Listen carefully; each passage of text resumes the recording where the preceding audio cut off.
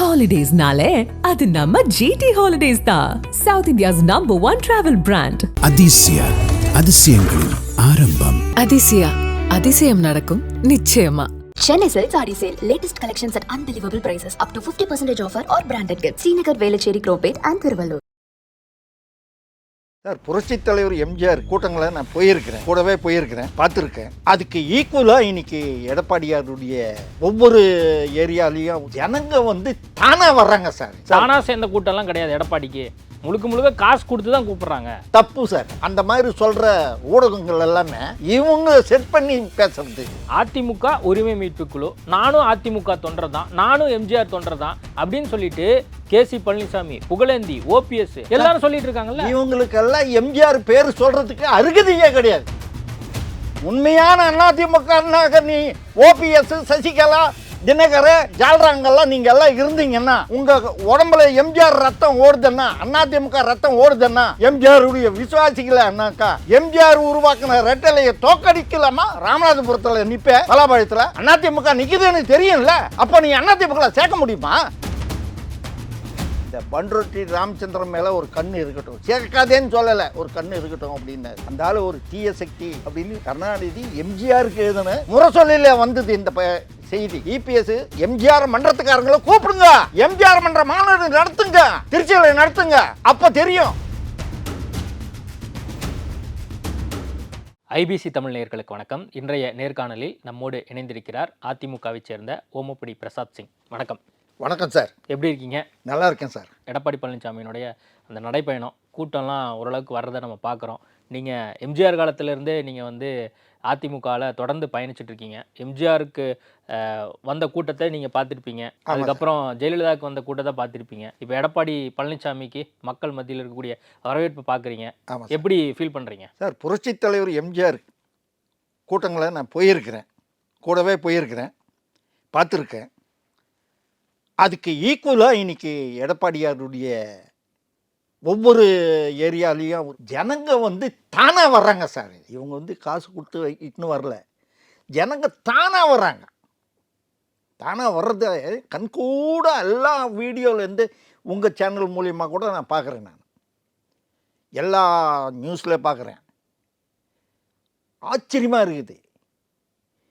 இதனாலேயே சில பேருக்கு ஜுரம் வந்துச்சு சார். அதனால தான் ஹாஸ்பிட்டலில் போய் பார்த்துக்கிட்டு இருக்காங்க. அவர் உண்மையை பேசுகிறார், மக்கள்கிட்ட உண்மையை சொல்கிறார். அதனால ஜனங்க அத்தனை பேரும் ஏற்றுக்கிட்டாங்க. நீங்கள் அப்படி சொல்கிறீங்க, ஆனால் காசு கொடுத்து தான் கூப்பிட்றாங்க அப்படிங்கிறத சில தொலைக்காட்சிகள் வீடியோவே ஒளிபரப்பு பண்ணுறாங்க. தானா சேர்ந்த கூட்டம்லாம் கிடையாது. எடப்பாடிக்கு முழுக்க காசு கொடுத்து தான் கூப்பிட்றாங்க. தப்பு சார். அது அந்த மாதிரி சொல்கிற ஊடகங்கள் எல்லாமே இவங்க செட் பண்ணி பேசுறது. இது அந்த மாதிரி கிடையாது. உணர்வோடு வர்றாங்க, வெறுப்போட வராங்க. இல்லை, இப்போது எம்ஜிஆருக்கும் ஜெயலலிதாவுக்கும் வராங்கன்னா அது உணர்வோடு வராங்க அப்படிங்கிறது உங்களுக்கு நல்லாவே தெரிஞ்சிருக்கும் என்ன விட. ஆனால் இபிஎஸ்க்கு வர்றது உணர்வோடு வர்றாங்க அப்படின்னு எப்படி சொல்ல முடியும்? உணர்வோடு வராங்க, 3 விதமாக வர்றாங்க. ஒன்று, அதிமுகவினுடைய அடிமட்ட தொண்டனிலேருந்து வர்றாங்க. 2வது, இந்த தீய சக்தியில் நீக்கி வச்சாரு பாருங்க, அவங்களுக்காகவே வர்றாங்க ஜனங்க. அவங்கள எதிர்க்கணும், அவங்களுக்கு இந்த மாஸ் காட்டணுன்ட்டு ஒவ்வொருத்தர் மனசுலையும் போந்து அவங்களாவே வராங்க. 2. 3வது என்னன்னு கேட்டிங்கன்னா, இந்த கவர்மெண்ட்டு மேலே, நடப்பு கவர்மெண்ட்டு மேலே அதிருப்தி, அதனால் ஜனங்க வராங்க சார். ஜனங்களை பார்க்கும்போப்போ தெரியுது சார். ஜனங்க வரும்போப்போ அந்த ஜனங்க அந்த மாசு வரும்போப்போ தெரியுது. இவன் கட்சிக்காரன் இல்லைன்றது நல்லா தெரியுது. இது சில பேர் இந்த மாதிரி திசை திருப்பி பேசுறது. இப்போ நீங்கள் 2வதா சொன்ன ஒரு விஷயம் நீக்கி வச்சிருக்காங்க தீய சக்திகளை அப்படின்னு நீங்கள் சொன்னீங்க. ஆமாம் சார். இப்போது எம்ஜிஆர் தொண்டர்கள் எல்லாரும் ஒன்று சேரணும், அதிமுக இருக்கக்கூடியவங்க எல்லாம் ஒன்று சேரணும் அப்படிங்கிறது தான் அவங்களுடைய கோரிக்கையாக இருக்குது. இப்போ அந்த கோரிக்கையை நிராகரிச்சுட்டு இபிஎஸ்னுடைய இந்த முடிவை தான் அவங்க எதிர்க்கிறாங்க சார். இபிஎஸ் ஃபர்ஸ்ட் கிளாஸாக சொல்லியிருக்காரு சார். எத்தனை தடவை சார் சொல்லுவாங்க சார்? அவங்க ஒரு பரீட்சையில் பாஸ் ஆகி ஃபெயில் ஆகிட்டாங்க சார். ஃபெயில் ஆனவங்களை எப்படி சார் நீங்கள் மறுபடியும் அதே உயர் கிளாஸுக்கு அனுப்ப முடியும்? அதிமுக உரிமை மீட்பு குழு, நானும் அதிமுக தொண்டர் தான், நானும் எம்ஜிஆர் தொண்டர் தான் அப்படின்னு சொல்லிட்டு கேசி பழனிசாமி, புகழேந்தி, ஓபிஎஸ் எல்லாரும் சொல்லிட்டு இருக்காங்கல்ல. இவங்களுக்கெல்லாம் எம்ஜிஆர் பேர் சொல்றதுக்கு அருகதையே கிடையாது. இவங்க எல்லாருமே நீங்க சொன்னங்க அத்தனை பேருக்குமே எம்ஜிஆர் பேர் சொல்றதுக்கு அருகதையே கிடையாது. கட்சியினுடைய சட்ட திட்டங்களை மதிக்காதவங்க சார். எடப்பாடி என்ன பெரிய ஹீரோவா சார்? சாதாரண மனுஷன் சார், விவசாயி சார். நம்ம இந்தியா ஃபுல்லா எடுத்துக்கங்க, எல்லார் மனசுலையும் ஒரு விவசாயி நாடாளணும், ஒரு விவசாயி நாடாளணும்ன்றோம். ஒரு விவசாயி நாடால வர்றது ஏங்க சார் தடுக்கிறீங்க? என்ன ஆச்சு சார்? யாராவது ஒரு விவசாயி வரணும்னு தான் நம்ம எல்லாரும் இந்தியா ஃபுல்லாக எதிர்பார்க்குறோம். பின்ன ஏன் இவங்கெல்லாம் எதிர்க்கிறாங்க? ஒன்றிணையணும் எப்படி சார் ஒன்றிணைய முடியும்? அதிமுகனுடைய சட்ட விதிகளை இவங்க பின்பற்றிருக்காங்களா? ஒரு விதி கூட அவங்க பின்பற்றல. எனக்கு வயசு இப்போ 75. 64லேருந்து எம்ஜிஆர் மன்ற தொண்டனாக இருந்தேன். எம்ஜிஆருக்கு ரசிகனாக இருந்தேன் 64ல். அவர் கட்சியை ஆரம்பித்ததுக்கு அப்புறம் தொண்டனாக இருந்தேன். அவர் மறைஞ்சதுக்கு அப்புறம் விசுவாசியாக இருக்கிறேன், பக்தனாக இருக்கிறேன். 4 பதவி இருக்குது சார் எனக்கு. போராதா? வேறு யாருக்கிட்ட இருக்குது அந்த தகுதி? ஒன்றுமே இல்லை. இவங்கெல்லாம் எப்போ வந்தாங்க சார்? இவங்க கட்சியில் வந்தது எப்போ வந்தவங்க? இவங்க தப்பு செய்தா அவங்களுக்கு தண்டனை உண்டு. எம்ஜிஆர் போட்ட சட்ட திட்டங்கள்ல அதிமுகன்னு சொல்லிட்டு அவர் ஆரம்பிச்சார் கட்சியை. அந்த அதிமுகன்ற கட்சியை கோவை செழியன், விருதுநகர் சீனிவாசன், இன்னும் சில பேர் இருக்காங்க. இவங்க எல்லாம் சேர்ந்து எம்ஜிஆர் மேல கேஸ் போட்டாங்க. அதிமுகன்ற பேர்ல இருக்கக்கூடாதுன்னு சொல்லிட்டு கருணாநிதி பேச்சை கேட்டு போட்டாங்க. அந்த கேஸில் அதிமுக பேர் இருக்கக்கூடாது, அதிமுக பேரில் இருக்கக்கூடாது கட்சி அப்படின்ட்டு. அந்த நேரத்தில் தேர்தல் ஆணையம் என்ன பண்ணியிருக்குது? மாநில கட்சிகள், புதுசாக தொடங்குற கட்சிகள் இந்தியா அளவில் இருக்கணும் அப்படின்னு சொல்லிட்டு அறிக்கை விட்டுது. அந்த சுற்றறிக்கை தலைவர் புரட்சி தலைவருக்கு கட்சிது. நேராக அதை எடுத்துன்னு வந்து ஹைகோர்ட்டில் கொடுத்து, ஐயா நான் அதிமுக நிற்கிறேன், அனைத்து இந்திய அண்ணா திராவிட முன்னேற்ற கழகமாக வச்சுக்கிறேன், இந்தியா ஃபுல்லாக இருக்கட்டும் என் கட்சி அப்படின்னு சொல்லிட்டு இந்தியா ஃபுல்லாக உருவாக்குனார். இந்தியா ஃபுல்லாக உறுப்பினர் சேர்த்தாரு. கடல் தாண்டி கூட உறுப்பினர் சேர்த்தாரு அதிமுகவுக்கு. மகாராஷ்டிராவில் எத்தனை பேர், கர்நாடகாவில் எத்தனை பேர், ஆந்திராவில் எத்தனை பேர், தமிழ்நாட்டில் எத்தனை பேர் அதிமுகவில் இந்தியா ஃபுல்லாக இருக்காங்க. இந்த மாதிரி சட்டத்திட்டங்கள் அதுக்கப்புறம்தான் தலைவர் என்ன பண்ணார்? சட்டத்திட்டங்களை மாற்றி, இது அதிமுகனுடைய சட்டத்திட்டங்கள் சார். இந்த சட்டத்திட்டங்களில் இந்த பேஜ் 3 பிரிவு 7 கழகம் சம்பந்தப்பட்ட எந்த பிரச்சனைகளும் பற்றியும் வழக்கு மன்றத்திற்கு செல்ல கழக உறுப்பினருக்கு உரிமை இல்லை. தெளிவாக சொல்கிறாரு சார். உன்னை யார் சார் அங்கே போக சொன்னது? நீதிமன்றத்துக்கு ஏன் போனேன்? உன்னை யார் போக சொன்னது? இங்கே ஒன்றிணைன்ற நீ பரீட்சையில் ஃபெயிலு, காலேஜில் ஃபெயிலு, நீ எப்படி நீ ஒன்று சேர்க்க முடியும்? ஒரு கட்டுப்பாடு வேணா? இப்போ எடப்பாடி பழனிசாமி சொல்கிறத ஓபிஎஸ்ஓ யார் யாரெல்லாம் வந்து ஓபிஎஸ் மாதிரி பல பேரை நீக்கி வச்சிருக்கிறவரை கூட சேர்க்காமல் இருக்கிற காரணம் இவங்க நீதிமன்றம் போனது தான். நீதிமன்றம் போனது மட்டும் இல்லை, அனைத்து இந்திய அண்ணா திராவிட முன்னேற்ற கழகத்தினுடைய கட்சி ஆபீஸு, அது ஜானகியம்மா கொடுத்த கட்டடம், அந்த இடமும் தானமாக கட்சிக்கு கொடுத்தாங்க அந்த அம்மா. அந்த இடத்த நீ போய் கோர்ட்டு உன்னை என்ன சொல்லிச்சு? அன்னைக்கு பொதுக்குழுவில் கலந்துக்க அப்படின்னு இருக்குது. பொதுக்குழுவில் உனக்கு சேர் போட்டுருக்குது. அன்றைக்கி பொதுக்குழுக்கு போகாமல் நீ உன்னுடைய படபலத்தோட நேராக போய் அங்கே வந்து சூறையாடினீங்க. நீங்கள் டிவியில் பார்த்தீங்கன்னா பார்த்துருப்பீங்க. குண்டு கட்டை, கொடி கட்டுற கட்டை இல்லை சார், குண்டு கட்டை, சவுக்கு கட்டை, இந்த கட்டைங்களெல்லாம் எடுத்து வந்து தாக்கி அங்கே இருக்கவங்க எல்லாம் விரட்டி, அங்கே இருக்கிற காகிதங்களை, லேப்டாப்பு, கம்ப்யூட்டரு எல்லாமே ஆவணங்களால் திருடின்னு போனேன். திருடன் நீ வந்து அதிமுகவில் சேர்க்கணும், ஒன்றிணைன்றீங்களே நீங்கள், உங்களுக்கு கொஞ்சமாவது மனசாட்சி இல்லை? எடப்பாடியார் கிளீனாக சொன்னார் உங்ககிட்ட, எல்லாருக்கிட்டையும் பப்ளிக்காக சொன்னார். இந்த 4 பேர் தவிர வேற எல்லா தொண்டரும் வந்து சேரலாம்னாங்களே, நிறைய பேர் வந்து சேர்ந்துட்டாங்களே, அப்புறம் என்ன இன்னும் ஒன்றிணைன்னுட்டு இந்த கூலிக்கு மாறு அடிக்காதீங்க தயவுசெய்து. எடப்பாடியார் உங்களுக்கு அதிமுக மேலே எம்ஜிஆர் கட்சி, இது எம்ஜிஆருடைய உருவாக்கின கட்சி, ஜெயலலிதா கட்டி காத்த கட்சி, இந்த கட்சியை நல்லா நடத்தணும்னு எண்ணம் உங்களுக்கு இருந்துதுன்னா எடப்பாடியார் தலைமையில் இருக்க அதிமுக ரெட்டலைக்கு ஓட்டு போடுவோம்னு சொல்லு. அதை விட்டுட்டு ஒன்றிய என்ன ஒன்றிய இல்லை, ஓ பன்னீர்செல்வம் ஜெயலலிதாவுக்கு எவ்வளோ க்ளோஸாக இருந்தாங்க அப்படிங்கிறது நம்மளுக்கு நல்லா தெரியும். அவங்க எப்பெல்லாம் சிறை போனாங்களோ அப்பெல்லாம் வந்து முதலமைச்சர் ஆக்கிட்டு போனாங்க. ஆமாம், அதிமுகவுக்கு தொடர்ந்து விஸ்வாசி அப்படிங்கிறத தொடர்ந்து வந்து அவர் சொல்லிக்கிட்டே இருக்காரு. இதுக்கு மேலே என்ன வேணும்? இபிஎஸ்க்கு விஸ்வாசியாக இருந்தால் மட்டும்தான் நான் கட்சிக்குள்ளே சேர்த்துப்பேன் அப்படின்னு ஒரு நிலைப்பாட்டில் இருக்கார் அவர். தப்பு, அது தப்பு. நீங்கள் சொல்கிறது தப்பு. ஓபிஎஸ் எத்தனை நாள் இருந்தார் முதலமைச்சரா? 500 நாள் இருந்தார் மொத்தம். 3 வருஷத்தில் அந்த அம்மா எப்பெல்லாம் பாதிக்கப்பட்டாங்களோ அப்போ மொத்தம் டோட்டலாக பார்த்தா 500 நாள். எடப்பாடி 4 ஆண்டு காலம். நான் பெருமைக்காக சொல்லலை, ஓப்பனாக சொல்கிறேன். ஒரு காமராஜர், ஒரு கக்கன், ஒரு மக்கள் தலைவர் எம்ஜிஆர், புரட்சி தலைவர் அன்னை ஜானகி அம்மா, தியாக தலைவி ஜானகி அம்மா, இந்த 4 பேர் மாதிரி எடப்பாடியார் ஊழல் ஆட்சி கொடுத்தாரு. யாராவது சொல்ல முடியுமா? இது நினச்சி பார்த்தீங்களா? 4 ஆண்டு காலம் அவர் அருமையான ஆட்சி கொடுத்தாரு. ஏன் எடப்பாடியை நாங்கள்லாம் ஆதரிக்கிறோம்? எதுக்கு சார்? நாங்கள் என்ன, எங்களுக்கு என்ன அவர் என்ன கொடுத்துட்டாரா? எனக்கு என்ன பதவி கொடுத்துட்டாரு? அவர் ஒன்றும் கொடுக்கலையே. கட்சி நல்லா இருக்கணும், கட்சி கட்டுக்கோப்பாக இருக்கணும், எல்லாம் இருக்கணும். சில நேரங்களில் சிலதெல்லாம் வரும், அதெல்லாம் தள்ளி விட்டுணும் அவங்கள. அதிமுகவை வழி நடத்தக்கூடிய இடத்துல இபிஎஸ் தான் அடுத்த ஒரு இடத்துல இருக்கார் அப்படிங்கிறது நம்ம எல்லாத்துக்குமே தெரியும். Okay, right. இப்போ இபிஎஸ் வந்து அதிமுகவினோட பொதுச் செயலாளர் இருக்காரு. இவர் தான் அடுத்த ஒரு தலைவர், அடுத்த தலைமை அப்படிங்கிறத தொண்டர்கள் எல்லாரும் ஏற்றுக்கிட்டாங்களா? தொண்டர்கள் அத்தனை பேரும் ஏற்றுக்கிட்டாங்க சார். தொண்டர்கள் மட்டும் இல்லை, இன்னொரு சமாச்சாரம் சொல்கிறேன், பொதுமக்களும் ஏற்றுக்கிட்டாங்க. இது கட்சி சமாச்சாரம் தனி வச்சுக்கலாம். பொதுமக்களும் எடப்பாடியாரை ஏற்றுக்கிட்டாங்க. ஏன்னா 4 ஆண்டு காலம் அனுபவிச்சாங்க சார், ஜனங்க அனுபவிச்சாங்க சார். புயல் சார், சார் உயிருக்கே போராடின்னு கொரோனா வந்தது சார், கொடிய கொரோனா. அந்த கொரோனாவில் என்ன மாதிரி நானும் பாதிக்கப்பட்டவன் தான்.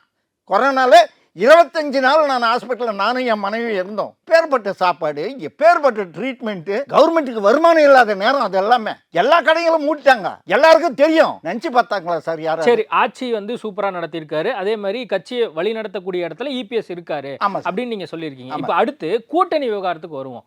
இப்போ இபிஎஸ்னுடைய அந்த கூட்டணி முடிவுங்கிறது மிகப்பெரிய அளவில் தமிழ்நாட்டு ஊடகங்களால் பேசப்படுது. பிஜேபி கூட தொடர்ந்து நான் கூட்டணியே வைக்க மாட்டேன், 2026லையும் சரி 31லையும் வைக்க மாட்டேன்னு சொன்னவர் இப்போ வச்சுட்டாரு அப்படிங்கிறதா இபிஎஸ் மேலே குற்றச்சாட்டு. அதிமுக தொண்டர்களும் எம்ஜிஆர் தொண்டர்களும் எப்படி ஏற்றுப்பாங்க? நீங்கள் கேட்டது அருமையான கேள்வி சார், அருமையான கேள்வி நீங்கள் கேட்டீங்க சார். இதுக்கு என்ன தெரியுமா? பிஜேபி கூட ஜெயலலிதா அம்மா சொன்னாங்க இனிமேல் கூட்டணி கிடையாதுன்னு சொன்னாங்க. எடப்பாடியும் சொன்னார். பிஜேபி கூட முதல்ல ஜெயலலிதா அம்மா இருக்கும்போப்போ கூட்டணி இருந்தது. அப்போ இருக்கும்போப்போ இதே திமுக இந்த இதர கட்சிங்கள்லாம் என்ன சொல்கிறாங்க? பிஜேபி கூட வச்சிட்டாங்க, பிஜேபி கூட வச்சிட்டாங்க அப்படின்னாங்க. திமுக பிஜேபி கூட இருந்தது வாஜ்பாய் பீரியடில் இருக்கும்போப்போ அதிமுக யாராவது விமர்சனம் பண்ணாங்களா? ஒரு ஆள் விமர்சனம் பண்ணாங்களா சார்? எந்த மாவட்ட செயலாளராவது ஐயோ பிஜேபி கூட வச்சிட்டாங்களே, திமுக பிஜேபி கூட வச்சிட்டாங்கன்னு யாரும் நாங்கள் விமர்சனம் பண்ணலை. நீங்கள் தான் ஊடகங்களை கையில் வச்சுக்கிட்டு ஊடகங்களுக்கு காசு கொடுத்து, மறைமுகமாக காசு கொடுத்து நீங்கள் பேச வைக்கிறீங்க.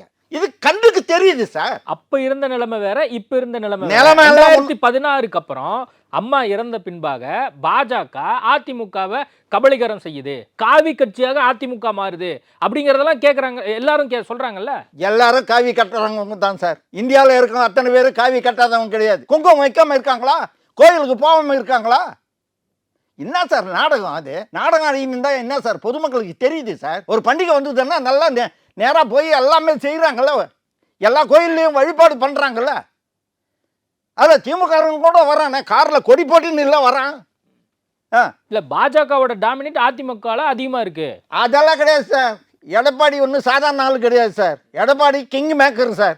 அந்த விஷயத்தில் வந்து அதிமுகவுக்கு ஃபிட் பர்சன் யாருன்னா எடப்பாடி தான். கிங் மேக்கர் இபிஎஸ்னு எப்படி நீங்க சொல்றீங்க? நான் மாத்தி சொல்றேன், மாத்தி பேசுறாரு அப்படிங்கறது தானே யாரும் எங்க மாற்றி பேசினாரு சொல்லுங்க. அந்த பாஜக கூட்டணி விவகாரமா இருக்கட்டும், தீய சக்தி எல்லாம் நாங்க நீக்கி வச்சிருக்கோம்னு சொல்லி நீங்க கொஞ்ச நேரத்துக்கு முன்னாடி சொன்னீங்க இல்லையா? ஆமா சார். இப்ப அவங்க எல்லாம் அதிமுக தொண்டர்னு சொல்லிட்டு இருக்காங்க. அவங்க அதிமுக உழைக்கிறதுக்கு தயாரா இருக்காங்க. எனக்கு எந்த பொறுப்பு வேணாம்னு சொல்லி ஓபிஎஸ் சொல்றாரு. இதெல்லாம் கேட்டுட்டு இபிஎஸ் இருக்காருன்னா இவர் எப்படி கிங் மேக்கரா நீ இருப்பாரு? தப்பு பண்ணி- எல்லாரையும் அரவணைச்சு போறக்கூடிய தலைவர் தான் சார், கிங் நீ மேக்கரா இருப்பாரு. தப்பு பண்ணிட்டு உன்னை எப்படி சார் சேர்க்க முடியும்?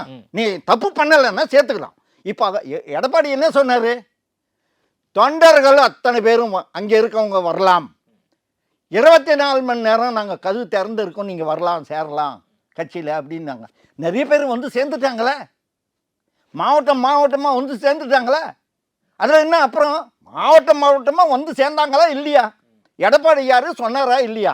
4 பேர் இப்பவும் சொல்றாரு. அவர் யாருக்கும் பயந்துன்னு அரசியல் பண்ணல. அவரு இல்ல மோடிக்கோ அமித்ஷாக்கோ அவர் பயந்துட்டு தான் இந்த மாதிரி சில கூட்டணி கணக்குகள்லாம் வைக்கிறாரு சார். அப்படி பயப்படுறதா இருந்ததுன்னா, மோடிக்கும் அமித்ஷாக்கும் பயப்படுறதா இருந்ததுன்னா இந்நேரம் சசிகலாவையும் ஓபிஎஸ் தினகரையும் சேர்த்திருப்பாரு சார். இது கண்ணுக்கு தெரிய மாட்டேங்குது. அவர் சேர்க்க மாட்டாரு.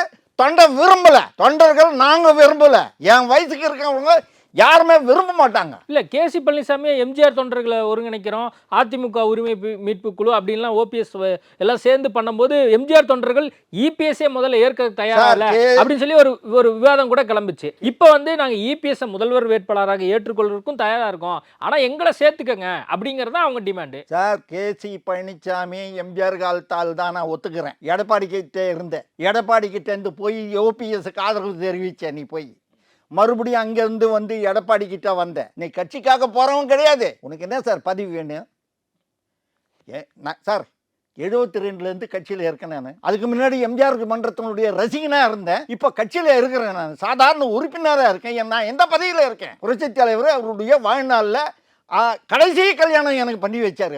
அவர் சொந்த செலவில் குடிசை மாற்று வாரியத்தில் உறுப்பினர் ஆக்கினார் என்ன. அவ்வளோதான் நான் அனுபவிச்சது. அதுக்காக நான் எத்தனை தடவை ஜெயிலுக்கு போனேன். சென்னை மாவட்டத்தில் முதல் 2 கூட்டம் பொதுக்கூட்டம் நான் நடத்தினேன். தலைவரை வச்சு நானும் எங்கள் அண்ணனும் நடத்தினோம். இது ஊர் ஃபுல்லாக தெரியுமே. ரெக்கார்டு இருக்குது அதிமுக ரெக்கார்டில். எங்கள் வரலாறு நாங்கள் எந்த பதவியிலும் எல்லாமே இருக்கிறோமே. அதுக்காக நாங்கள் கட்சி விட்டு போயிட்டோமா? போகக்கூடாது சார். கொள்கை வேற சார், பேசுறது வேற சார். நமக்கு சில்லறை வேணுன்றதுக்காக போயிடக்கூடாது சார். சரி, ஓகே. இப்போ நீங்கள் கடந்த கால வரலாறு சொல்கிறீங்க. இப்போ இபிஎஸ் வந்து மோடியை சந்திச்சிருக்காரு. இப்போது நம்ம பேசி கொண்டிருக்கக்கூடிய தருணத்தில் மீட் பண்ணியிருக்காங்க அப்படிங்கிற செய்தியெல்லாம் கிடச்சிருக்கு. இந்த மாதிரி தருணத்தில் ஓபிஎஸ்ஸை மீட் பண்ணாது, அப்போது ஓபிஎஸ்ஸை பாஜக கைவிட்டுருச்சு அப்படிங்கிற ஒரு வாதமும், அதே மாதிரி இப்போ மோடிக்கு இணக்கம் காட்டுறாரு இபிஎஸ் அப்படின்னு ஒரு நான் ஒன்று சொல்கிறேன் சார். நீங்கள் வந்து நல்லா புரிஞ்சுக்கிங்க. உங்கள் சேனல் வந்து உதாரணத்துக்கு சொல்கிறேன். உங்கள் சேனல் வந்து நல்ல விரிவாக தெரிய சேனல். எத்தனையோ சேனல் இருக்குது. அந்த சேனல்லாம் யார் சார் கூப்பிட மாட்டேன்றாங்க? அவங்களும் சேனல் வச்சு நடத்துகிறாங்களா? உங்களை மட்டும் ஏன் கூப்பிடுறாங்க எல்லாரும்? உங்கள்த மட்டும் ஏன் பார்க்குறாங்க எல்லாரும்? அதுக்கு காரணம் என்னன்னு கேட்டாக்கா, ஜனங்க ரசிக்கிறாங்க உங்களுது, அவரது ரசிக்கலை. அதுதான் சார். சும்மா நான் ஃபேஸ்புக்லேயோ வாட்ஸ்அப்லேயும் ட்விட்டர்லையும் போட்டுன்னு இருந்தால் போதாது சார். ஒன்றே ஒன்று, உண்மையான அதிமுக நீ ஓபிஎஸ் சசிகலா தினகர ஜால்ராங்கெல்லாம் நீங்கள் எல்லாம் இருந்தீங்கன்னா, உங்கள் உடம்புல எம்ஜிஆர் ரத்தம் ஓடுதுன்னா, அதிமுக ரத்தம் ஓடுதுன்னா, எம்ஜிஆருடைய விசுவாசிகளை அண்ணாக்கா எம்ஜிஆர் உருவாக்கின ரெட்டலையை தோக்கடிக்கலாமா? சொல்லுங்கள் சார், இதுக்கு பதில் சொல்லுங்கள் சார். ராமநாதபுரத்தில் நிற்பேன், பலாபாளையத்தில் அதிமுக நிற்குதுன்னு தெரியும்ல. அப்போ நீ அதிமுக சேர்க்க முடியுமா? எந்த மூஞ்சி வச்சுக்கணும் நீ கேட்குற அதிமுக சேர்க்கணும்னு சொல்லிட்டு உனக்கு என்ன தகுதி இருக்குது? பண்ருட்டி ராமச்சந்திரன் முக்கியமான தொலைக்காட்சிக்கு பேட்டி கொடுக்கும்போது, என்டிஏ ஒரு ஆபத்தான கூட்டணி, பாஜக கூட்டணி தமிழ்நாட்டு மக்களுக்கு நன்மை பயக்காது அப்படின்னு சொல்லி பேட்டி கொடுத்துருக்காரு. அவருக்கு வயசாகி போச்சு. ஓபிஎஸ்னுடைய ஆலோசகராக இருக்காரு. கிட்டத்தட்ட நிறைய கட்சிகளுடைய ஆலோசகராகவும் இருந்திருக்காரு. உங்களுக்கு நல்லா அவர் யாருன்னு எனக்கு தெரியும். அதாவது ஒரு விஷயம் பர்சனல் போக வேண்டாம், நீங்க அந்த அரசியல் ரீதியாக என்ன அரசியல் தான் நான் சொல்றேன். பர்சனலாக நான் அவரை பற்றி எனக்கு எதுவுமே தெரியாது. ஓப்பனாக சொல்றேன். திமுகவில் இருந்தார், 71 மந்திரியா இருந்தார், மின்சாரத்துறை அமைச்சராக இருந்தார் பண்ருட்டி ராமச்சந்திரன். அதிமுகவில் வந்து இணைஞ்சார். இணைஞ்சதுக்கப்புறம் கலைஞர் ஒரு லெட்டரை எழுதினார் முரசொல்லியில். நீங்கள் எடுத்து பழைய முரசொல்லி எடுத்து பாருங்கள். நண்பரே எம்ஜிஆருக்கு எழுதுறார், நண்பா நீ யாரை வேணுமானாலும் நம்பு, யாரை வேணுமானாலும் சேர்த்துக்கோ, இந்த பண்ருட்டி ராமச்சந்திரன் மேலே ஒரு கண்ணு இருக்கட்டும், சேர்க்காதேன்னு சொல்லலை, ஒரு கண்ணு இருக்கட்டும் அப்படின்னாரு. அந்த ஆள் ஒரு தீய சக்தி அப்படின்னு கருணாநிதி எம்ஜிஆருக்கு எழுதின முரசொலியில் வந்தது இந்த செய்தி. அதுக்கப்புறம் எம்ஜிஆர் காலமானதுக்கு அப்புறம் அவர் தனியாக ஒரு கட்சி ஆரம்பித்தார். அதுக்கப்புறம் பாட்டாளி மக்கள் கட்சியில் போய் சேர்ந்தார். அதுக்கப்புறம் விஜயகாந்த் கட்சியில் போய் சேர்ந்தார். அதுக்கப்புறம் மறுபடியும் அதிமுகவில் வந்து சேர்ந்தார். என்ன சார் இது? ஒரு தொண்டை, ஒரே ஒரு தொண்டை பண்ருட்டி ராமச்சந்திரன் பின்னாடி இருக்கானா? யாரும் கிடையாது, எனக்கு தெரியும். இல்லை, அவர் என்ன சொல்கிறாரு, விஜய் ஓபிஎஸ் சேர்ந்தால் அரசியல் நடத்த முடியும், அதுவும் குறிப்பாக வந்து தென் மாவட்டங்களில் மிகப்பெரிய ஒரு பலம் இருக்குது அப்படிங்கிற கருத்தை வைக்கிறாரு. இதுக்கு உங்களுடைய பதில் என்ன? விஜய் பொறுத்தவரையிலும் அவர் சின்ன வயசு 3 மாதம் குழந்தையாக இருக்கும்போப்போ இதே கோடம்பாக்கத்தில் அவருக்கு நான் வந்து நாடகங்களில் நடிச்சிட்டு இருக்கும்போப்போ அவங்க அப்பா கிட்ட சான்ஸ் கேட்கும்போப்போ அவங்க வீட்டுக்கு போகும்போப்போ நான் கையில் தூக்கி விளையாடிக்கிட்டு இருப்பேன். ஒரு சின்ன ரூம் விஜய் அவன் பர்த் சர்டிஃபிகேட் கூட என்கிட்ட இருக்குது. நம்ம கோடம்பாக்கத்தில் அந்த நம்ம அம்பேத்கர் சிலை இருக்குது தெரியுமா, அதுக்கு எதிர் ரோட்டில் இருந்தார். அந்த வீடு இப்போ இருக்குது, இடிக்கல, மாடி மேலே இருந்தாங்க. நான் அவங்க அப்பா கிட்ட அப்போ தாங்க வந்துக்கிட்டு இருக்கிற டைரக்டரு. நான் சினிமாவில் சான்ஸ் கேட்கறதுக்காக அவங்க வீட்டுக்கு போவேன். நல்லா என்ன அறிமுகப்படுத்தினது யார் என்ன கேட்டால் அவங்க மாமா நீலகண்டன் சொல்லிட்டு வாயனி ஸ்டுடியோவில் இருந்தார் மேனேஜராக. அவர் தான் என்னை இட்டுன்னு போய் அவங்க சந்திரசேகர்கிட்ட என்னை அறிமுகப்படுத்தி விட்டார். நான் அடிக்கடி தொடர்பில் இருப்பேன். அப்போ பச்சை குழந்தை நான் தூக்கி விளையாடிக்கிட்டு இருப்பேன். சார் எல்லாம் எம்ஜிஆர் மாதிரி ஆகிட முடியாது சார். விஜய் எம்ஜிஆர் ஆக முடியாது, முடியாது, எந்த காலத்திலையும் ஆக முடியாது. எம்ஜிஆருக்கு நிகர் யாராலையும் ஆக முடியாது சார். எம்ஜிஆர் செய்த தான தர்மங்கள் கண்ணுக்கே தென்படாது, அந்த அளவுக்கு தான தர்மம் பண்ணியிருக்காரு. அதில் சினிமா துறையில் பண்ணுறது ஒரே ஒரு ஆள் யாருறான்னா நடிகர் அஜித். அவருக்கு சைலண்ட்டாக விளம்பரம் இல்லாமல் பண்ணின்னு இருக்காரு, கோடிக்கணக்கான பணம் செலவு பண்ணின்னு இருக்காரு. செய்திகள் வருது, நமக்கு சந்தோஷமாக இருக்குது, பரவாயில்லையா. ஒரு 4 ரூபாய் ஒருத்தங்கிட்ட கொடுத்துட்டா 40 பேர்கிட்ட சொல்லுவான், நான் தான் கொடுத்தேன், நான் தான் கொடுத்தேன், நான் தான் கொடுத்தேன். அவர் ஏதாவது சொல்கிறாரு, அந்த மாதிரி இருக்கணும் சார். இல்லை, இப்போ அவர் வந்து ஓபிஎஸும் விஜயும் சேர்ந்தால் அது ஒரு பலமான ஒரு விஷயமா மாறும், அரசியல் ரீதியாக வேற ஒரு விஷயம் நடக்கும் அப்படின்லாம் சார். இங்கே நீயும் பலம் தனியாக காட்டேன்றா, உனக்கு பலம் இல்லைன்றதுக்காக தான் விஜய் கிட்ட போகிறேன்ற, நீ காட்ட அவனுக்கு. அப்புறம் விஜய் கிட்ட கழிச்சுட்டு என்னால் தான் கழிச்சான் விஜய் அப்படின்னு சொல்கிறதுக்கா? இல்லை, தனியாக காட்டு. 2026 திமுக வெர்சஸ் தாவேகா மாறும், இபிஎஸ்ங்கிறவரெல்லாம் ஓரங்கட்டப்படுவார், அதிமுக ஓரங்கட்டப்படும் அப்படிங்கிறார். விஜய் கட்சி தாவேகா, அந்த கட்சியில் இருக்கிற ரசிகர்கள் தான், தொண்டர்கள் தான், அது தொண்டர்கள் கிடையாது.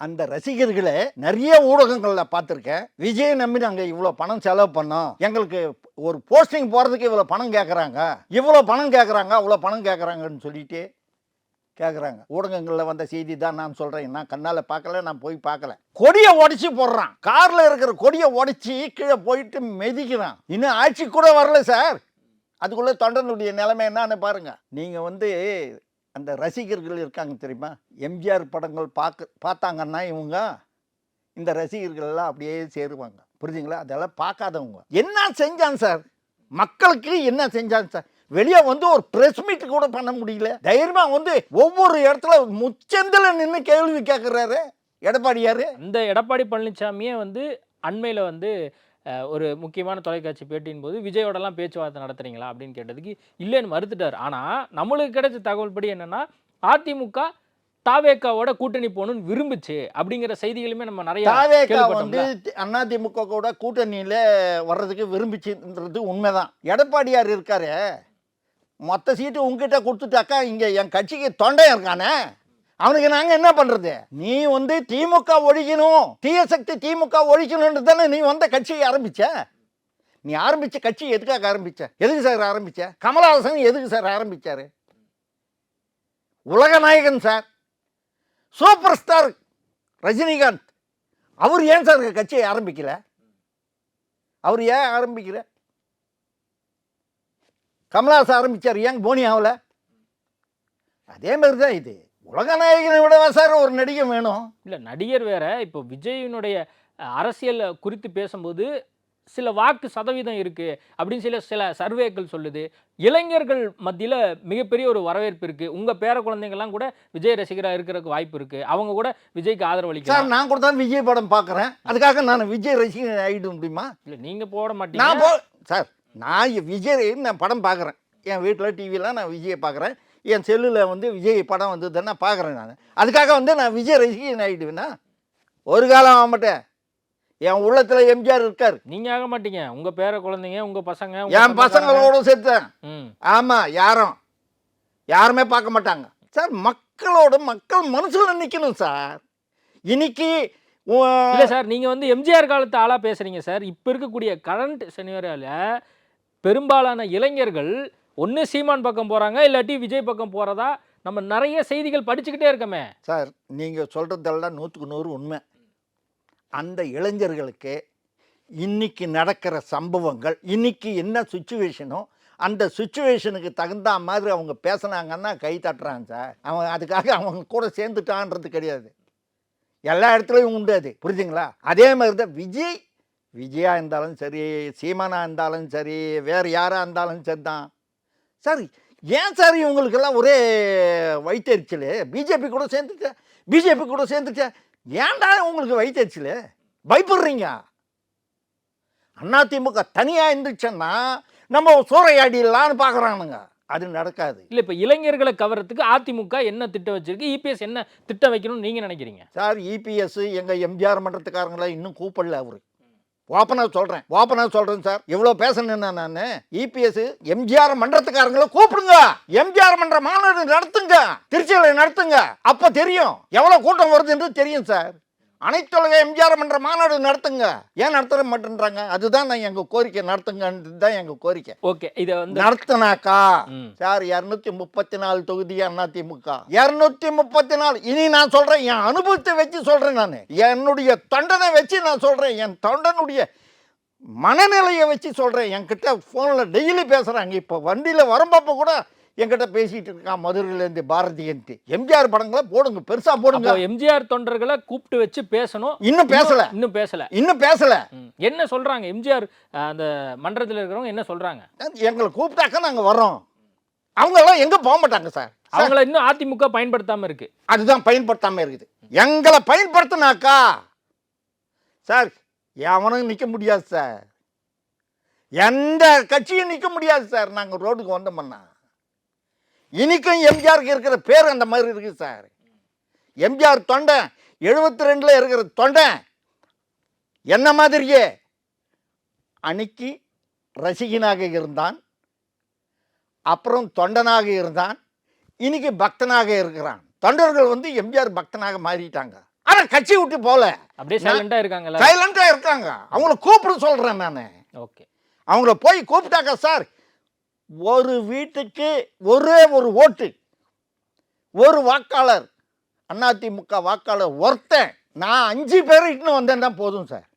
5 ஓட்டர்ஸ் இட்டுன்னு வந்து, அம்மா தாயே ஓட்டு போடுங்கம்மா, ரெட்டலைக்கு ஓட்டு போடுமான்னு நான் கேட்டேன்னாக்கா, எல்லா தொண்டர்களும் கேட்டாங்கன்னாக்கா, அந்தந்த வட்டம், அந்தந்த தொகுதி, அந்தந்த ஒன்றியம், அந்தந்த கிராமங்களில் கேட்டாங்கன்னாக்கா, இட்டுன்னு வந்து ஓட்டு போட வச்சாங்கன்னா ஒருத்தன் 5 ஓட்டு வாங்கிட்டு வந்தால் போதும் சார். 6.5 கோடி ஆகுது சார் டோட்டல் ஓட்டு.